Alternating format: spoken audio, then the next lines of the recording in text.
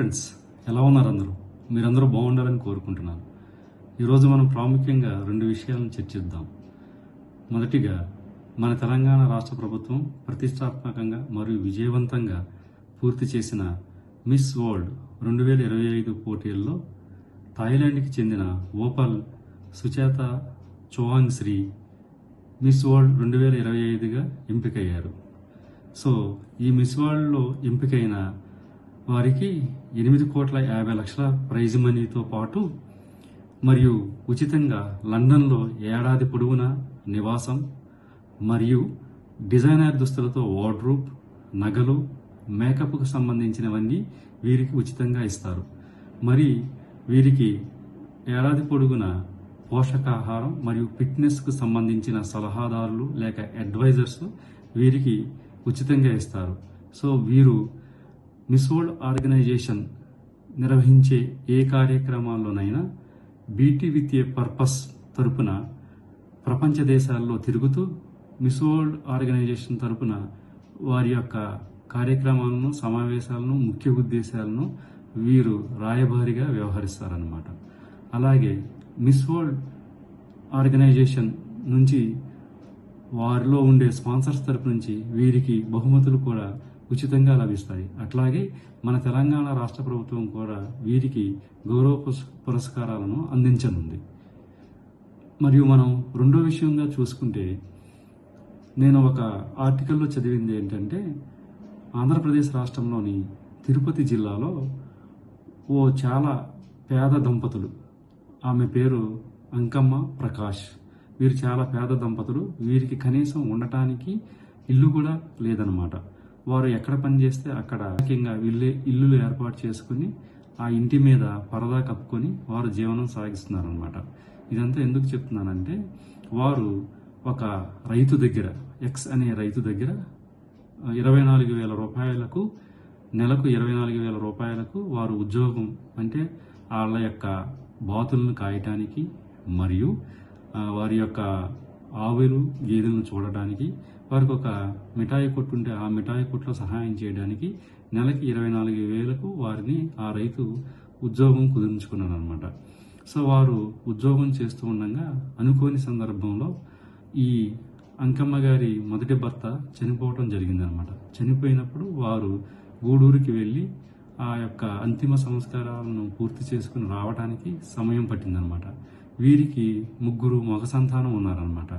అందులో వెంకటేష్ అనే ఒక 9 సంవత్సరాల బాలుడు వాళ్ళ దగ్గర జీవనం సాగిస్తూ ఉన్నాడనమాట.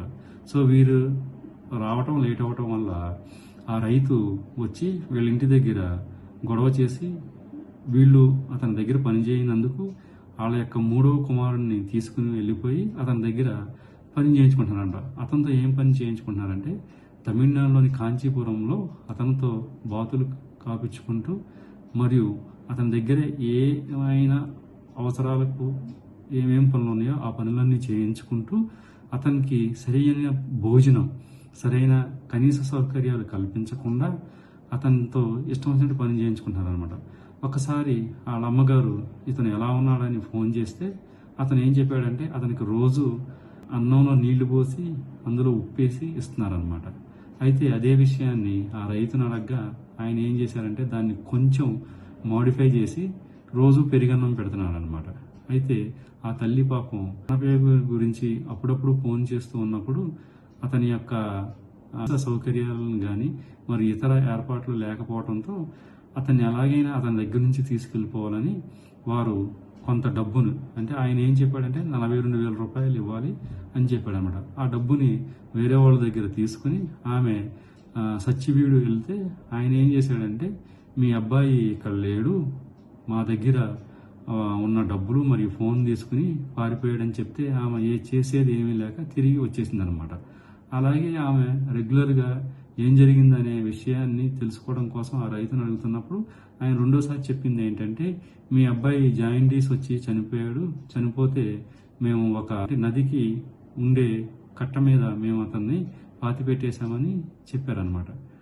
అయితే ఆమె ఏం చేసిందంటే, చేసేది లేక చివరికి పోలీస్ స్టేషన్కి వెళ్ళి పోలీస్ స్టేషన్లో కంప్లైంట్ చేయడం జరిగిందనమాట.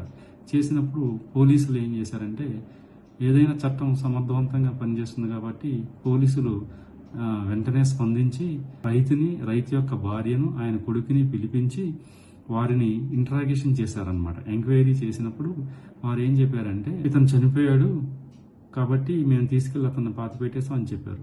పోలీసులు తమదైన శైలిలో వారిని విచారించినప్పుడు తర్వాత పోస్ట్ మార్టం రిపోర్ట్లో కూడా ఏం జరిగిందంటే, ఓ బలమైన ఆయుధంతో అతని తలపై కొట్టడంతో అతను చనిపోయాడు. ఆ చనిపోయిన తర్వాత ఆ వ్యక్తిని తీసుకెళ్లి తమిళనాడులోని ఒక నది ఒడ్డున పాతి పెడితే ఆల్మోస్ట్ అది చాలా డీకంపోజ్ అయిపోయింది అనమాట. అంటే కుళ్ళిపోయిన స్థితిలో ఉంటే వాళ్ళ అమ్మగారిని తీసుకెళ్తే ఆమె ఏడుస్తూ ఈ శవం మా అబ్బాయిది అని గుర్తుపట్టడం జరిగిందనమాట. సో దేశంలో ఇటువంటి చర్యలు కొంతమంది చట్టం మీద అవగాహన లేని వాళ్ళు ఇటువంటి చర్యలు చేస్తూ ఉంటున్నారు కాబట్టి సో చట్టం కూడా చాలా స్ట్రిక్ట్గా ఏం చేసిందంటే భారతదేశ ప్రభుత్వం కూడా గతంలో జరిగిన అనుభవాలను గుర్తించుకొని abolition of bonded labour act 1976 తీసుకొచ్చారనమాట. అట్లాగే child care protection and provision act ను కూడా తీసుకొచ్చారనమాట. సో ఈ యాక్ట్లన్నీ సమర్థవంతంగా పనిచేయడం వలన వాళ్ళని అరెస్ట్ చేసి వారిని జైల్లో పెట్టడం జరిగింది.